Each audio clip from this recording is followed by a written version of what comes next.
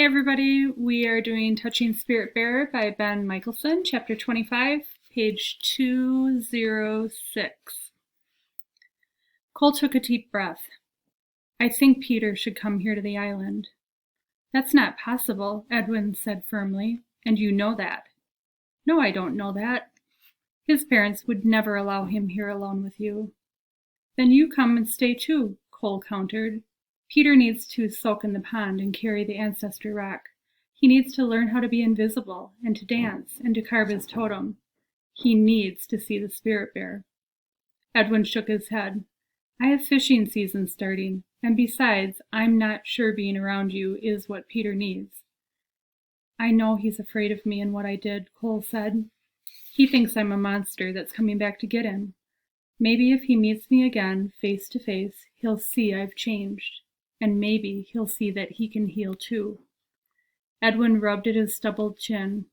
How much have you really changed? Cole felt no anger, but he was tired of trying to prove himself to Edwin. He was tired of trying to prove himself to the world. There are two choices, he said. Give Peter the same chances I've had here on the island, or give up and watch him commit suicide. Which would you pick? Edwin shook his head. It's not that simple. It will be if you don't do something soon. I have changed, but Peter's parents don't know that. They'll listen to you. Maybe Garvey could come with him. What makes you think that Garvey has the time to come out here to the island to babysit you? The world doesn't revolve around Cole Matthews. Tears blurred Cole's vision. This isn't about me now, he insisted. This is about Peter. I don't know what else to say. That's the best idea I have. His voice broke. I screwed up, and I'm doing the very best I can out here on the island. But it won't ever be enough, will it? I can't ever change what I did to Peter, and I can't ever change how you think about me. You're right. You can't change what you did to Peter, said Edwin, his voice softer. But you have changed. He studied Cole, whose cheeks glistened with tears. He laid a gentle hand on Cole's shoulder. Whatever happens, you have changed here on the island. Both Garvey and I know that, and we're very proud of you. Before leaving that day, Edwin asked one more question. Would you be willing to stay here longer if it meant helping Peter? I'd stay my whole life, if that's what it took. In the days that followed Edwin's surprise visit, Cole spent long periods standing beside the totem log, staring down at the blank space still at the bottom. His dance of anger really had been the dance of forgiveness and healing. But try as he might, he could think of no shape, form, or object that he could carve to show healing, nor could he think of any other way to help Peter. Days plodded by slowly. Cole wavered, one day hoping that Peter might come to the island, the next day frightened of the idea. All the while, in the back of his mind, he knew he was a fool for even considering such a thing. No person in his right mind would ever go to an island in Alaska to be alone with someone who had beaten him senseless. Nearly 2 weeks passed before Edwin returned. Cole was sitting in the cabin reading a book when he heard the high-pitched whine of an outboard engine along with the deep growl of a second engine. He ran to the shoreline in time to see 2 boats round the point and enter the bay. Edwin's small skiff led the way, followed by a large green fishing trawler.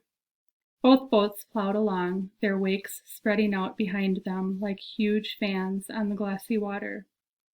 Cole could see Edwin alone in the skiff. On the deck of the fishing trawler, 2 people stood together near the back.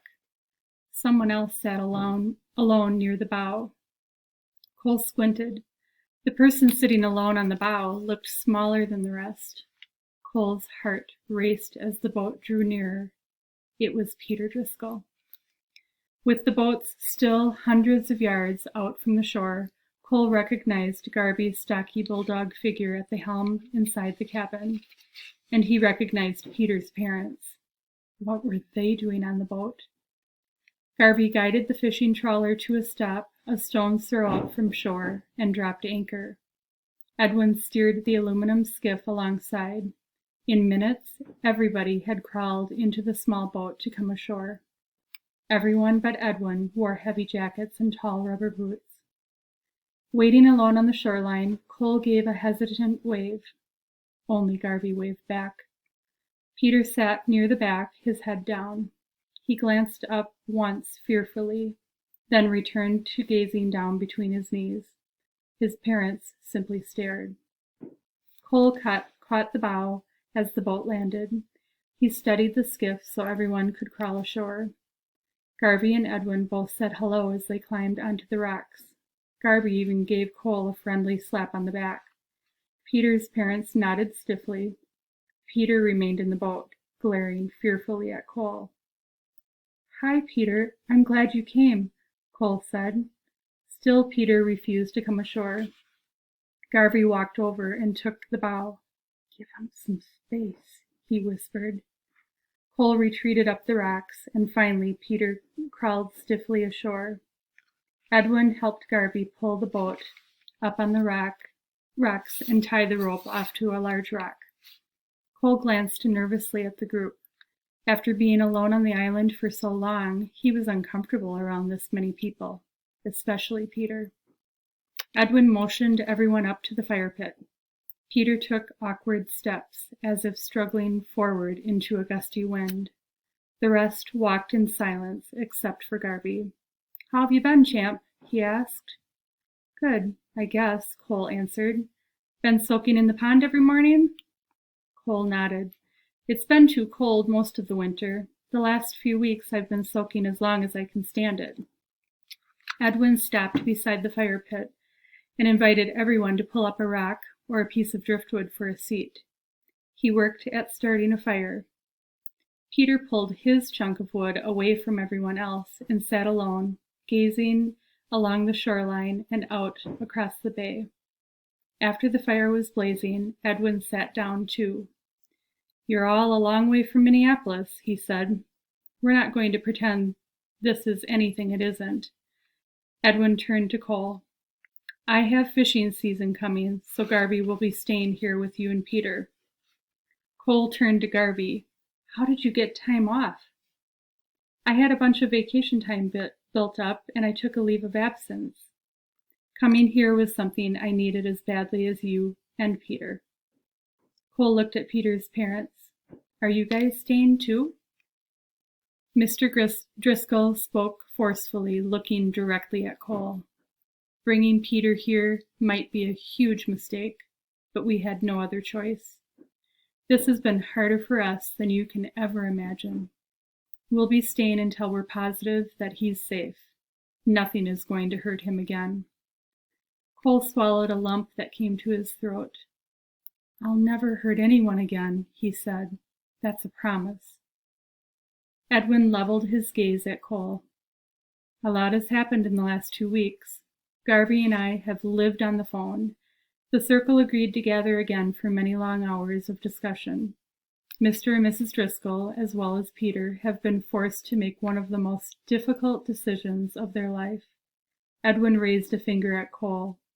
"And all because of one thoughtless moment on your part." Cole nodded weakly. Edwin stood. "Tonight Peter and his parents can sleep out on the trawler. Garvey and I will stay here in the cabin with you, Cole." Peter continued staring out across the bay. "Cole," Edwin said, "I want you to tell everyone about your time here on the island. If it takes all afternoon, I want you to show us everything you've been through. Everything, from the first minute you came ashore until now."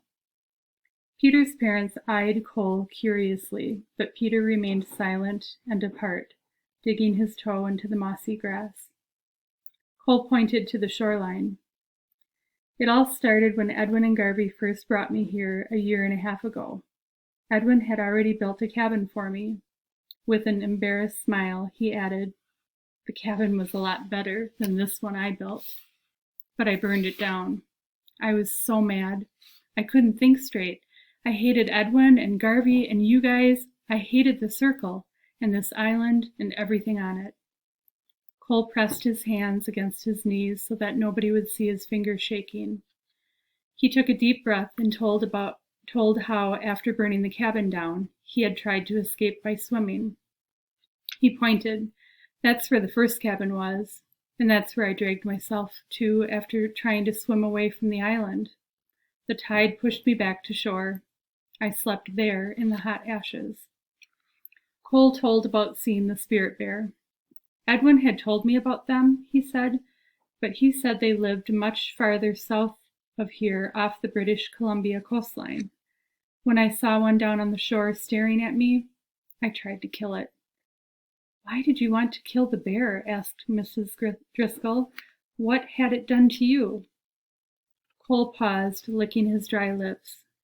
It made me mad that the bear wasn't afraid of me. I wanted to destroy anything that defied me. Does that make sense?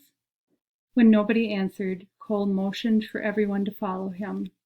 Come, I'll show you where I was attacked. Everybody stood to follow except Peter. Come, dear, Mrs. Driscoll gently coaxed Peter by pulling on his arm. Reluctantly, he got up and followed her. Again, he walked awkwardly, stumbling often. Cole showed where he had tried to kill the bear and told how he had been mauled. As best he could, he recounted every painful memory of the next 2 days. He told how the bear had licked up his spit and how he had finally touched the spirit bear. He even told how he ate the mouse. That's the tree the lightning knocked down, he said, pointing to what was now only a rotting log. He found himself blinking back tears as he told about the baby sparrows. I deserved to die, he said. They didn't. But that was the first time I was really scared that I might die. That was when I first started thinking about my life and cared about something besides myself. And that was when Edwin and Garvey found me. Cole talked about his rehabilitation after being rescued and about returning to the island. He showed the group his scars and his bad arm. If you want, I'll show you the pond where I go to soak every morning. When Edwin nodded, Cole led the way, explaining how soaking cleared his mind. He also told about seeing the spirit bear again. When they reached the pond, Peter's father asked, Will we see the spirit bear today? Cole shook his head. I don't think so, not with this many of us here. Tomorrow morning, whoever wants to can join me for a soak in the pond. Sometimes the spirit bear comes and watches me soak. When nobody volunteered, he added with a smile, This time of year, the water is really cold. After showing them the pond and the ancestor rock, Cole headed back toward camp. The group hiked quietly, each person lost in thought. When they reached camp, Cole explained how he had built the cabin. Then he returned to the fire pit. This is where I dance all my dances, he said. Last of all, he showed the group his totem and explained the lessons learned with each carving. When he reached the blank spot at the bottom, he hesitated. What are you going to carve down there? Asked Garvey. Cole shrugged. I haven't decided yet. He didn't want to talk about the uncarved space. Before Cole could change the subject, Edwin spoke up. Why don't you tell us why you haven't decided yet?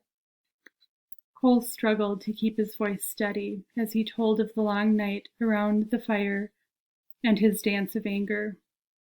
My dad has beaten me my whole life, he explained, but I know now he never meant to hurt me. He was beaten by his father, and that's all he knew. Cole swallowed a big lump that had formed in his throat. I learned to forgive, he said, not just others, but also myself. He turned and caught Peter looking at him. When I beat you up, he said, I never meant to hurt you. It was all I knew. You still didn't say why you haven't carved anything in that space on the totem, Edwin persisted. Cole's voice quivered. Because the dance of anger taught me I can't heal until I help Peter to heal. He's the one I hurt. Leave me alone, Peter blurted, turning away. I don't want your help.